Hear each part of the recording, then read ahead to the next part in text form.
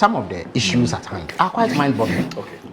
And one is inclined to believe that there was some governmental conspiracy behind it. Because if you look at the National Service case, of course, admittedly, it is not the first time that we've heard of ghost names in National Service. It's a long-standing phenomenon.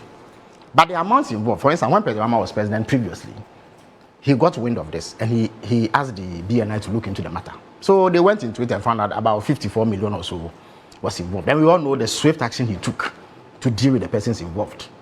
Over 100 district directors were sacked and put before court. And the Director General at the time was also put before court. But initially, the Attorney General had thought that up to about 548 million Ghana cedis was involved in this particular National Service matter. Only for the Auditor General to go into the matter to audit and find that the amounts ran into about 2.2 billion Ghana cedis. And indeed, on Monday, when the President met the Chief Justice, the Auditor General, the Auditor General had cause to brief the President on some of the findings. They were mind-boggling. No, if the amount involved was, say, 5 million, 10 million, you could say that, oh, this is one or two people engaged in some illicit activity under the cover of darkness. But it is inconceivable that up to 2.2 billion Ghana cedis of government money will be siphoned outside of the system that is created to pay national service persons without anybody higher up the chain getting wind of this. Because if you look at the process of payment, the claims have to go to the finance ministry for approval. And therefore, when you see a spike in the numbers overnight, over a considerable period of time, it certainly should trigger some concern.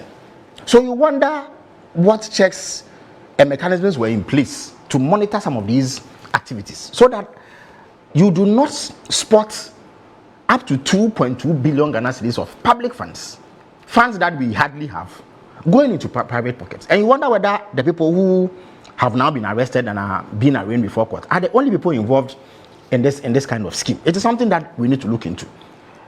If you look at the Hanan case, for instance, how do you take money belonging to the organization and pay directly into your account? It makes no sense. How is it that the systems that are put in place, the internal controls, the internal audit process and all of that miss this and allow this to continue over an extended period of time?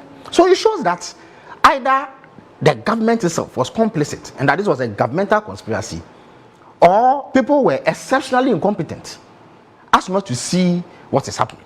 But you see, going forward, even as we deal with these cases, we need to draw lessons so that adequate checks are put in place. So what happens is that now, before you get any form of public funds released to pay for anything, we have what we call commencement certificates.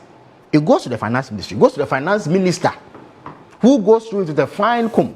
And there are many instances where he has disallowed these payments because he is not satisfied about the narration that accompany the request for the payments. That is a way that you, because you see, most of the corruption that we have is procurement driven.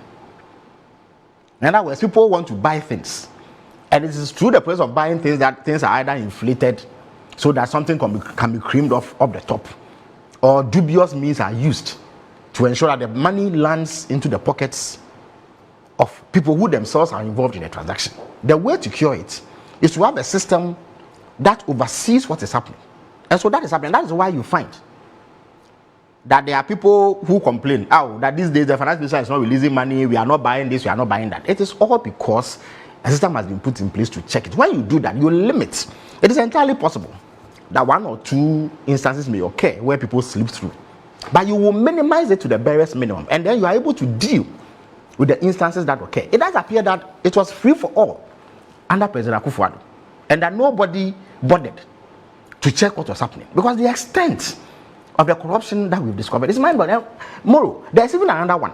You know, when we came into power, we were given a bill of about 170 billion Ghana cedis as arrears that government of Ghana owed to various contractors and suppliers and other service providers. So you know, the minister announced that an audit was being carried out to ascertain the veracity of these claims. Look, the report that has emerged out of that is shocking. And I'm sure the Minister of Finance will have opportunity in the coming weeks to disclose the details of this audit. So you find that monies were just going down the drain in this country, and that people were putting public funds in their pockets for no work done. And yet we had a government that had a duty to protect this public purse President Akufo-Addo was very clear during his inauguration in 2017 that he will protect the public purse.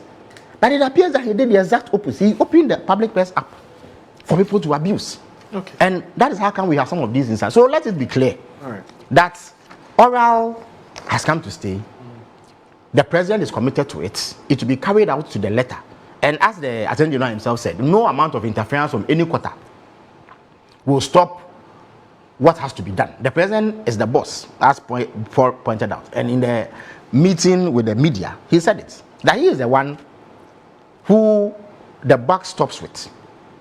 It is not unusual in our setting here to have influential persons attempting to intercede on behalf of people who get into trouble. So that in itself is not surprising. I don't think that is something that will end today or tomorrow. But the most important thing is that those who have responsibility to act anyway, to the extent that they are convinced that there's a basis to take the actions that they are taking. So I think that the press briefings are not problematic. Okay. It is only part of the way that we open up government for scrutiny. It enhances accountability. It enhances transparency. And merely having the Attorney General briefing the public on what he's doing does not convict anybody. The test is in courts. And everybody who is so accused has all the opportunity in the world to state his or her side of the story and convince the judge that the Attorney General is wrong and that there's no basis to take any further action against them. All right. Yes.